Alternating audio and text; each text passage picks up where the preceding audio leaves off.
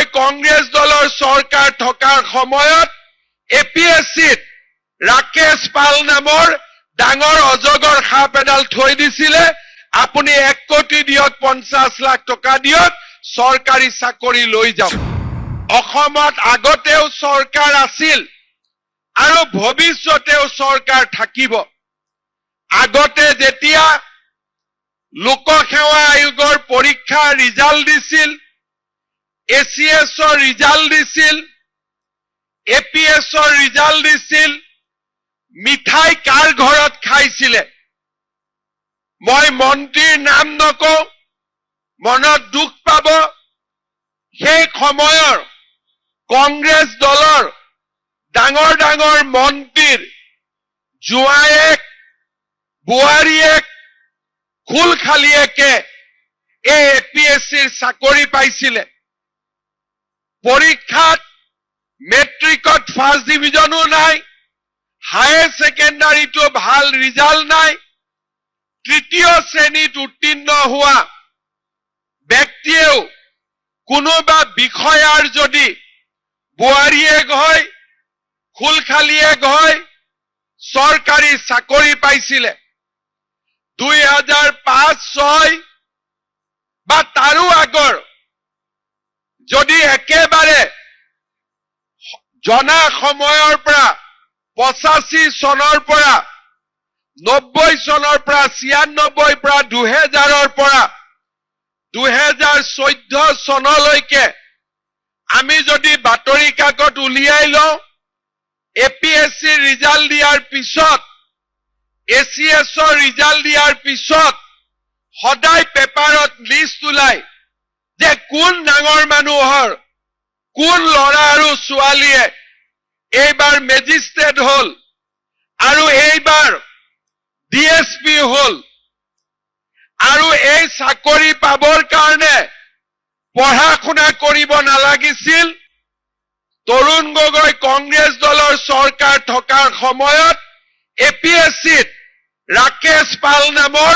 ডাঙৰ অজগৰ সাপ এডাল থৈ দিছিলে আপুনি 1 কোটি দিয়ক 50 লাখ টকা দিয়ক চৰকাৰী চাকৰি লৈ যাওক আৰু সেই কাৰণে ৰিজাল্ট দিয়াৰ সময়ত এই অজগৰ সাপডালে কিমান টকা খালে কিমান টকা চাকৰি পালে তাৰ ওপৰত আলাপ আলোচনা আৰম্ভ হৈছিল কিন্তু আজি যোৱা 10 দিন আগত APSC ৰিজাল্ট দিলে আপোনালোকৰ আশীৰ্বাদত আজি আমি এনেকুৱা এটা পৰিৱেশ নিৰ্মাণ কৰিলো যে মোক আটাইতকৈ বেয়া পোৱা টিভি ষ্টেচনৰ মালিকেও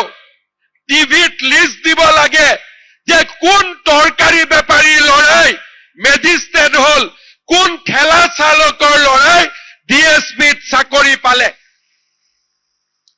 আজি আমি অসমখন দুখীয়া দৰিদ্ৰ মানুহৰ বাবে আজি আমি নিৰ্মাণ কৰিলো কোনোবাই কয় যে বিজেপি দলে ভাল কৰা নাই মই তেওঁলোকক এটাই কথা কম মোৰ এইখন হাতেদি মই মুখ্যমন্ত্ৰী হোৱাৰ পিছত 1.5 লাখ ল'ৰাক চাকৰি দিলো আৰু মই যদি 1 লাখ টকাকৈ ললোহেঁতেন মই 1500 কোটি টকা মোৰ ঘৰত মই জমা কৰিব পাৰিলোহেঁতেন আৰু চাকৰিৰ কাৰণে মাত্ৰ 1 লাখ টকা দিবৰ বাবে কোনেও আপত্তিও নকৰিলেহেঁতেন কিন্তু আজি চাকৰি কোনে পায় অসমত ঠেলালাৰ ল'ৰা ৰিক্সা চালকৰ ল'ৰা গাঁৱৰ বিধৱা মানুহৰ ল'ৰা আৰু কষ্ট কৰি কাম কৰি ঘৰৰ আধা পেটত খাই স্কুললৈ যোৱা দুখীয়া মানুহৰ পৰিয়ালে আজি অসমত চৰকাৰী চাকৰি পায় যি চাকৰি যোৱা কালিলৈ আমি কল্পনা কৰিব পৰা নাছিলো আজি তেনেকুৱা পৰিয়ালৰ ল'ৰা ছোৱালীয়ে চৰকাৰী চাকৰি পায় APSCত বহি থকা অজগৰক লৈ আহি আমি চিৰিয়াখানাত তালা মাৰি বন্ধ কৰি দিলো যাতে কোনো দুখীয়া মানুহৰ টকা তেওঁলোকে খাব নোৱাৰে। ইয়াৰ ফলত কি লাভ হৈছে? যাৰ ঘৰত চাকৰি পাইছে ভাল কথা, কিন্তু যাৰ ঘৰত স্কুলত ল'ৰা ছোৱালী পঢ়িব যায় তাৰো মনত এতিয়া এটা আশাৰ সৃষ্টি হৈছে যে দিল্লীত নৰেন্দ্ৰ মোদী আছে, অসমত হিমন্ত বিশ্ব শৰ্মা আছে, বিজেপিৰ চৰকাৰ আছে,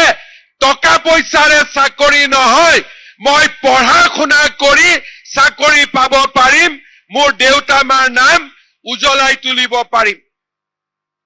আজি যিসকলে আমাৰ চৰকাৰক সমালোচনা কৰে তেওঁলোকক মই এটা কথা কব খোজো যে যোৱা ৭৫ বছৰত কোনো মুখ্যমন্ত্ৰীয়ে ৰাজনীতিৰ পৰা দূৰত গৈ এটকাও টকা হাতত নোলোৱাকৈ চৰকাৰী চাকৰি দিব পাৰিছিল, এই কথা অসমৰ ইতিহাসে নকয়। কোনোবাই যদি টকা লোৱা নাছিল, ৰাজনৈতিকভাৱে চাকৰি দিছিল, কিন্তু এইখন চৰকাৰে টকাও লোৱা নাই, ৰাজনীতিও কৰা নাই, অসমৰ চৰকাৰী চাকৰি জগতখনলৈ নিৰ্মল গংগাক নমাই আনি অসমৰ ৰাইজৰ সেৱাত আমি নিজকে নিয়োগ কৰিছো। যিকোনো খবৰৰ বাবে যোগাযোগ কৰক 7099017330 লগতে 7099017110 নম্বৰত।